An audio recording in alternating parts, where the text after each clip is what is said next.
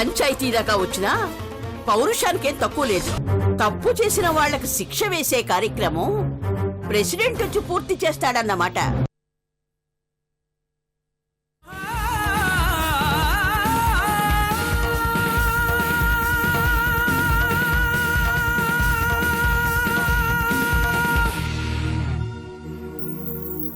సంకల్పం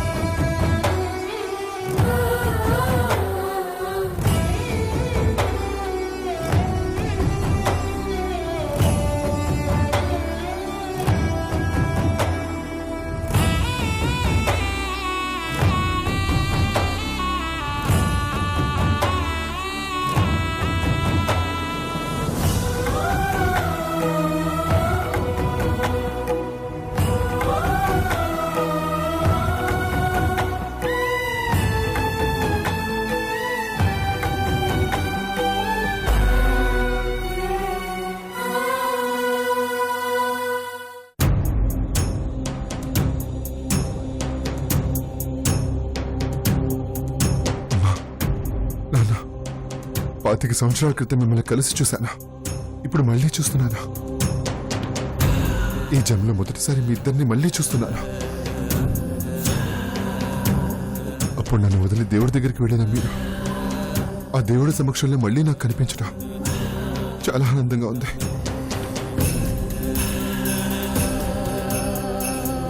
అవును, అమ్మ ఈ ఊళ్ళో ఉందేంటి? అంటే అమ్మా నాన్నది ఒకే ఊరా?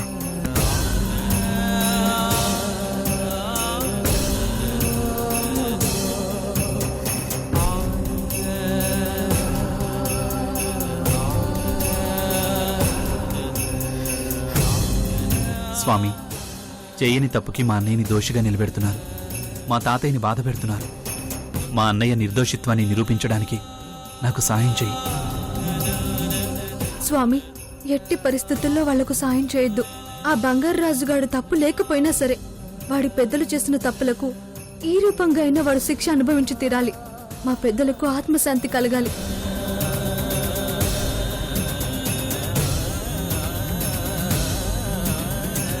ఈరోజు సత్యను కలుస్తానని చెప్పాను, కానీ కలవకుండా వచ్చేశాను. తను ఏమనుకుంటుందో ఏమో. ఫోన్ చేసి విషయం చెప్పాలి.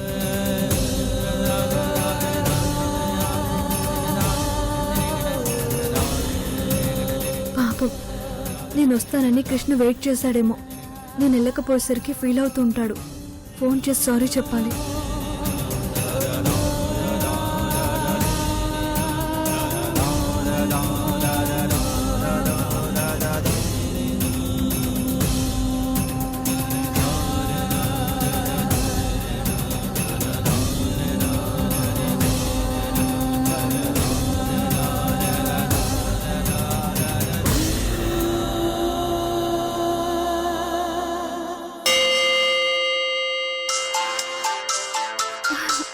కృష్ణ గారికి 100 ఏళ్ల ఆయుష్. హాయ్ కృష్ణ గారు. హలో సత్య గారు. సారీ అండి. చెప్పండి. ముందు మీరు చెప్పండి. సారీ. నేను కూడా సారీ అండి. ఎందుకు? మిమ్మల్ని కలవమని చెప్పి నేను రాలేకపోయాను. అంటే మీరు రాలేదా? అంటే మీరు కూడా రాలేదా? థ్యాంక్ గాడ్, నేను మిమ్మల్ని ఏం హర్ట్ చేయలేదు. I'm happy. నేను మిమ్మల్ని వెయిట్ చేయించలేదు. మీరెందుకు రాలేదు? అది ముఖ్యమైన పని మీద మా ఊరు రావాల్సి వచ్చింది. ఆ హడావిడిలో మీకు ఫోన్ చేయడం మర్చిపోయాను. సారీ అండి. It's okay. నేను కూడా మా ఊరు వచ్చాను. మీకు చెప్పనందుకు సారీ. నేను 2 డేస్లో సిటీకి వస్తాను. ఇంతకీ మీరెప్పుడు వస్తారు? మేబీ నాకు కూడా 2 డేస్ పట్టొచ్చు. సో అప్పుడు కలుద్దాం. ఓకే, తప్పకుండా మనం కలవాలి. Sure. Thanks for calling. Bye. Bye.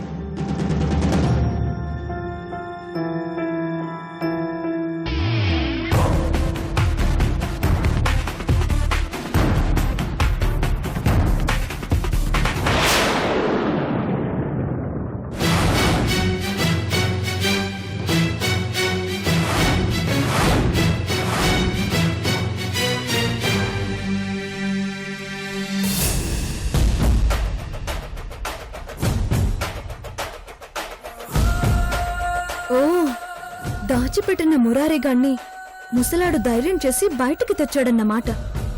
పంచాయతీలో పెద్దాడి పని పట్టి పంచాయతీ అయ్యాక ఈ చిన్నోడి పని పట్టాలి. వీడికి మరణ మృదంగం మొదలైంది.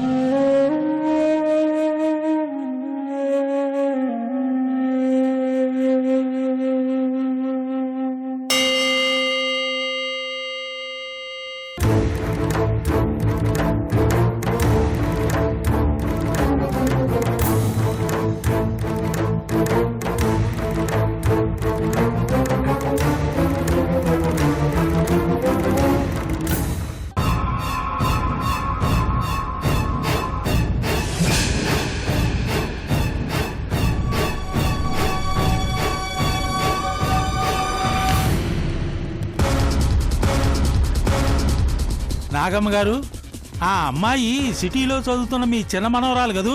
అవును, రుక్మిణి సత్య నా వారసురాలు.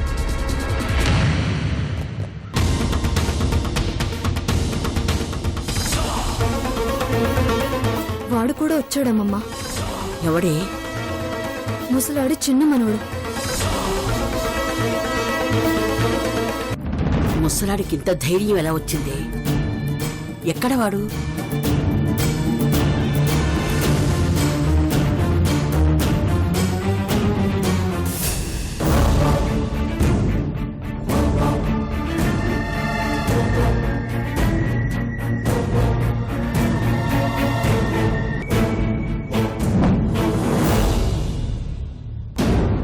తాతగారు,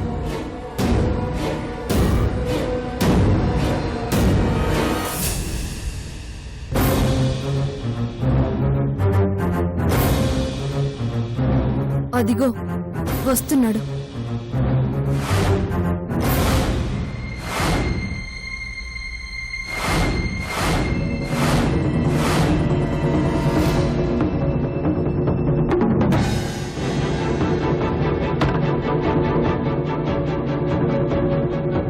నమస్తే తాతగారు. అరే, నువ్విప్పుడు వచ్చావు మనోడా? చావడానికే వచ్చాడు.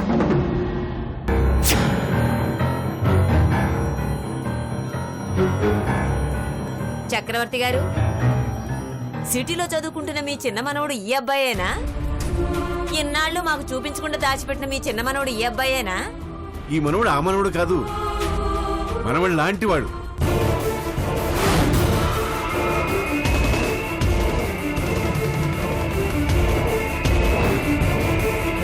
మనవళ్లాంటివాడా? అంటే ఆస్తిలో మరో వాటాదారుడా?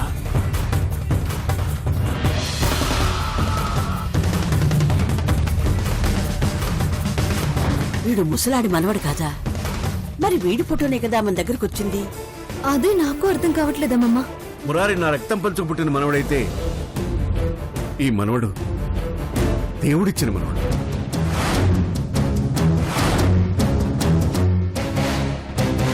రక్త సంబంధీకుడు కాడా? బతికించారు. మా చిన్న మేనల్లుడు మురారి కూడా వచ్చాడు. ఇక్కడే ఎక్కడో ఉండాలి.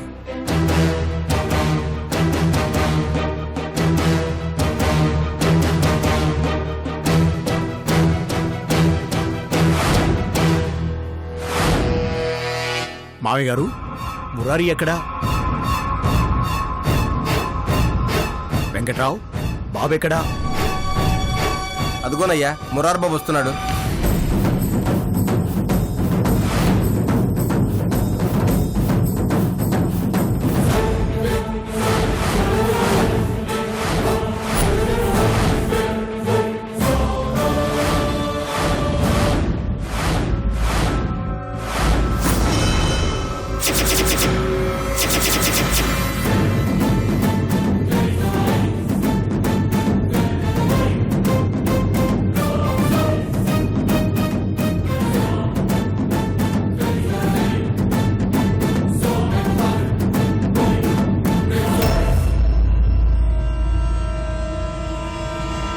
వాడొస్తే నువ్వు నిల్చోడు పెట్టే, కూర్చో.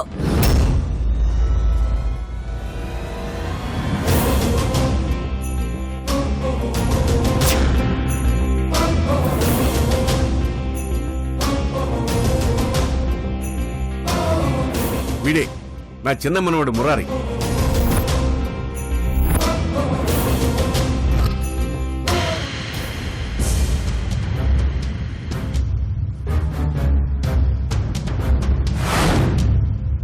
Hi friend.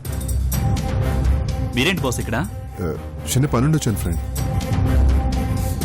ఇన్నాళ్ళు వీడిని ఈ ఊరికి దూరంగా ఎందుకు ఉంచానంటే ఇక్కడ కల్మషం కుళ్ళు వీడికి అంటకూడదని. కనీసం వీడైనా ఏ చీడలేని పంటలా ఎదగాలి.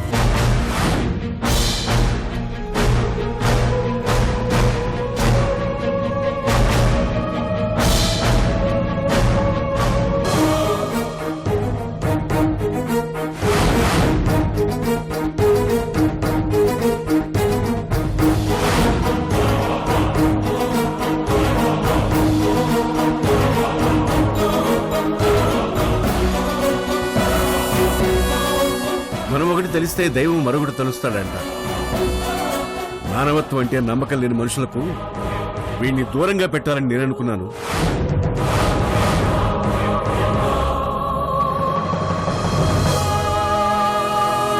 అదే మానవత్వంతో తన మనుషుల కోసం వీడొచ్చాడు.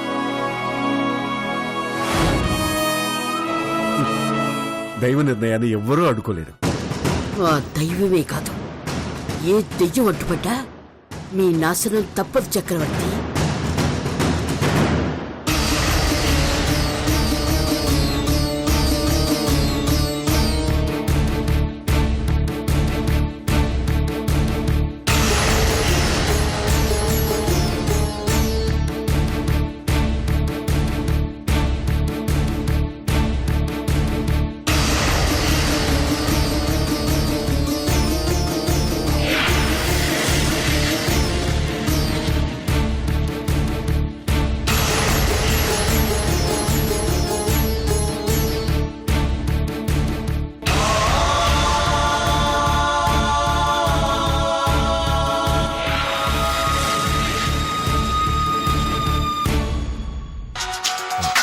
ఒక నిమిషం తాతగారు. హలో,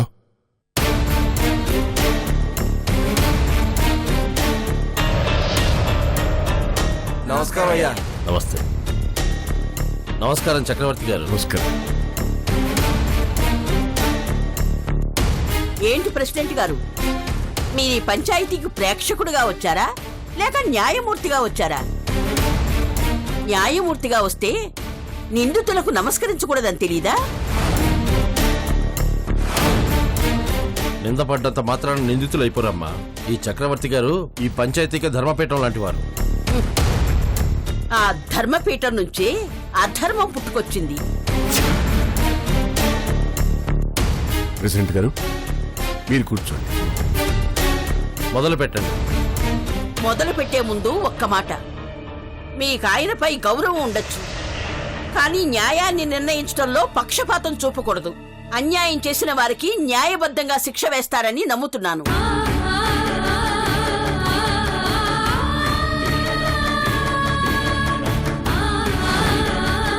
చూడండమ్మా, నాకు మీ రెండు కుటుంబాలపైన గౌరవం ఉంది.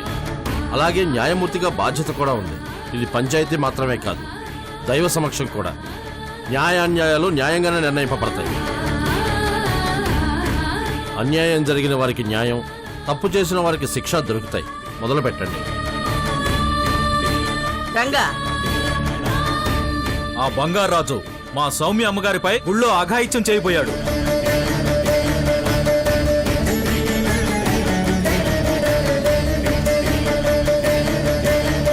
మీ ఆరోపణకు సాక్ష్యం ఏమైనా ఉందా?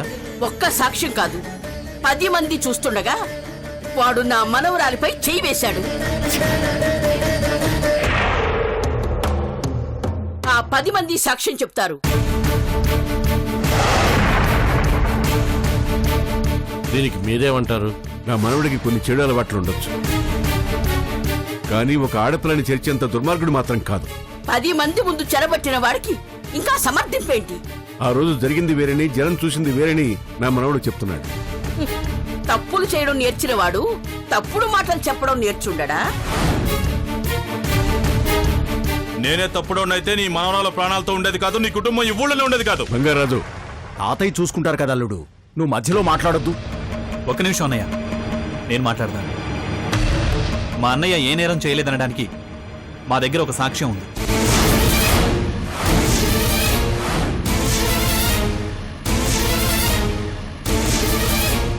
ఏ సాక్ష్యం ఉందిరా? ఏ సమస్యకైనా ఒక మూలం అనేది ఉంటుంది. మా అన్నయ్య మీద పడ్డ నిందకు కూడా ఒక మూలం ఉంది. ఆ మూలమే సమస్యను పంచాయతీ దాకా రప్పించింది.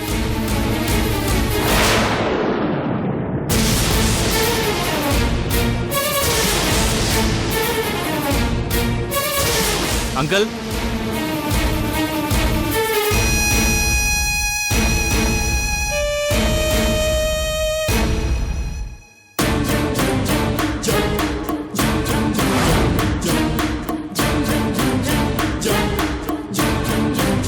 నమస్కారం. నమస్కారం. కొన్ని రోజుల క్రితం వీళ్ళ అమ్మాయితో మా అన్నయ్యకి పెళ్లి సంబంధం నిశ్చయమైంది.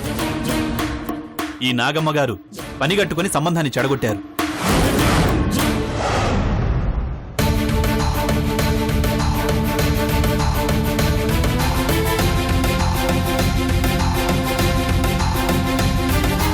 అవునో కాదో ఈయన్ని అడగండి. అవునయ్యా, ఈ బాబు చెప్పింది నిజం. నాగమ్మ గారు మా ఇంటికొచ్చి బంగారు రాజు గారి గురించి చెడుగా చెప్పి సంబంధం వదులుకునేలా చేశారు.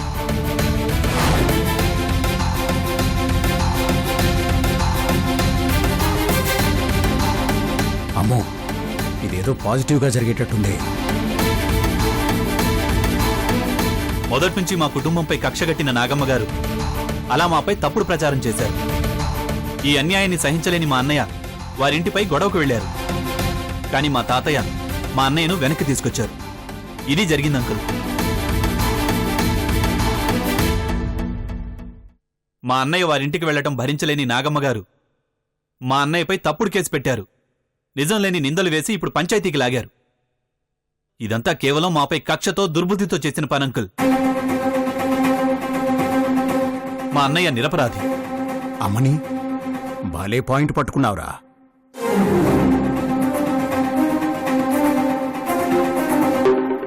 దీనికి మీరేమంటారు నాగమ్మ గారు? అతడు చెప్పినవన్నీ అబద్ధాలు అంటాను. అతడు తప్పుడు సాక్షి అంటాను. అంటే మీరు ఈ ఇంటికి వెళ్ళలేదా? మా అన్నయ్యపై తప్పుడు మాటలు చెప్పలేదా? లేదు, ఆ అవసరం నాకెంత మాత్రం లేదు. నాగమ్మ గారు, మీరు అబద్ధం ఆడుతున్నారు. మీరు మా ఇంటికొచ్చి లేనిపోనివి చెప్పారు. సాక్ష్యం ఉందా? నేను మీ ఇంటికి వచ్చినట్టు నీ దగ్గర సాక్ష్యం ఉందా? నా భార్య, నా కూతురే సాక్ష్యాలు. నేను మీ ఇంటికి వచ్చాననడానికి మీ కుటుంబ సభ్యులే సాక్ష్యమైతే నేను రాలేదని నా కుటుంబ సభ్యులు సాక్ష్యం చెప్తారు. వాళ్ళు కాకుండా ఇంకెవరైనా సాక్షులున్నారేమో చెప్పు.